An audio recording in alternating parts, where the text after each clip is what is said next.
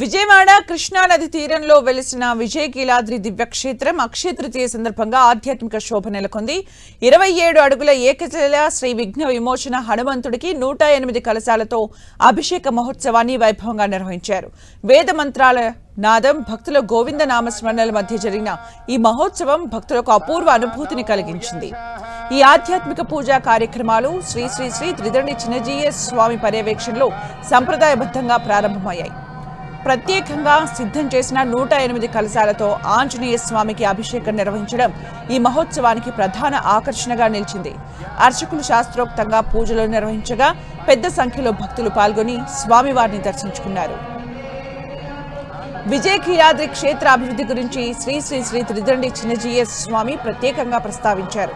దశాబ్దాల క్రితం ప్రారంభమైన సంకల్పం ఇప్పుడు ఫలిత దశకు చేరిందని, ఇటీవల కాలంలో ఈ క్షేత్రం వేగంగా అభివృద్ధి చెందుతోందని తెలిపారు. కృష్ణా నది పరివాహక ప్రాంతం పాడి పంటలతో వర్ధిల్లాలని, తెలుగు జాతి వైభవం ప్రపంచవ్యాప్తంగా విస్తరించాలని ఆయన ఆకాంక్షించారు. ఈ మహోత్సవంలో my home group chairman doctor Jupalli Rameshwar Rao దంపతులు పాల్గొనడం ప్రత్యేక ఆకర్షణగా నిలిచింది. ప్రతిష్టాపన కార్యక్రమం నుంచి మండలాభిషేకం వరకు వారు అందించిన సహకారం విశేషమని స్వామీజీ ప్రశంసించారు. క్షేత్ర అభివృద్ధికి వారు చేస్తున్న సేవలు అభినందనీయమన్నారు. పూజా కార్యక్రమాల్లో పాల్గొన్న జూపల్లి దంపతులు స్వామి ఆశీర్వాదాలు పొందారు. మొత్తంగా అక్షయ తృతీయ సందర్భంగా నిర్వహించిన ఈ మహోత్సవం భక్తులకు ఆధ్యాత్మిక ఆనందాన్ని పంచింది. ఆంజనేయ స్వామి ఆశీస్సులతో ప్రజలందరికీ శాంతి, సౌభాగ్యం, ఐశ్వర్యం కలగాలని, దేశం అభివృద్ధి పథంలో ముందుకు సాగాలని స్వామీజీ ఆశీర్వదించారు. సహనౌ యశః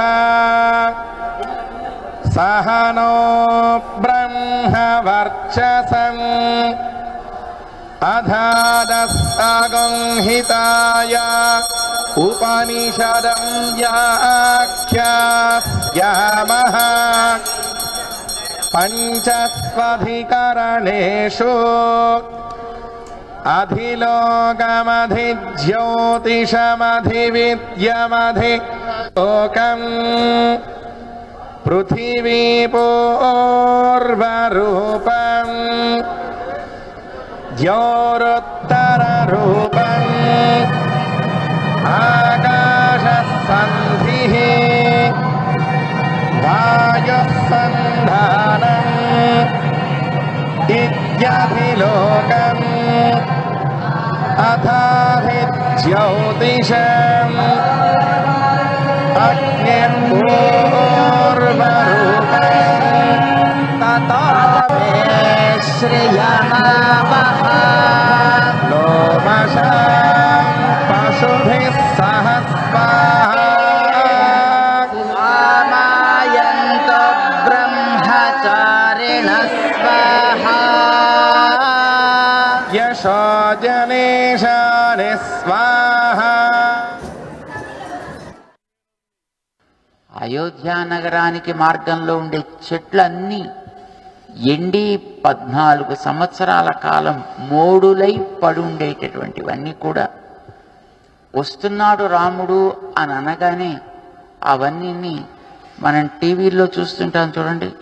ఇలా మొక్క నాటగానే గబగబా కాండం వచ్చేసి అందులోంచి ఇలా ఒక కొమ్మ, అందులోంచి ఇలా ఒక కొమ్మ, అందులోంచి ఇలా కొమ్మ వచ్చేసినట్టుగా మనకి టీవీల్లో చూపిస్తూ ఉంటారే, అలా పెరిగేట మొక్కలన్నీ కూడా వాటి కాండపు మొదట్లోంచి కూడా మన పనసకాయలు వచ్చినట్టుగా ఆ మొదట్లోంచే కొమ్మలన్నీ వచ్చేసి, చిగుళ్ళు వచ్చేసి, పువ్వులు పూసేసి, పరిమళాలు వచ్చేసి రాముడు వస్తున్నాడనే ఆనందం చేత, ఆనందపు పొంగు చేత అలా అయ్యాయి అని మనకి చెప్తారు. ఆ రోజుల్లో ప్రకృతి కాంత పులకరించింది. చేత ప్రకృతికి మనుషులకి సంబంధం కలిపినటువంటి ఒక సంధాత ఆంజనేయ స్వామి. అయోధ్య వ్యాఖ్యాస్యామః పంచస్వధికరణేషు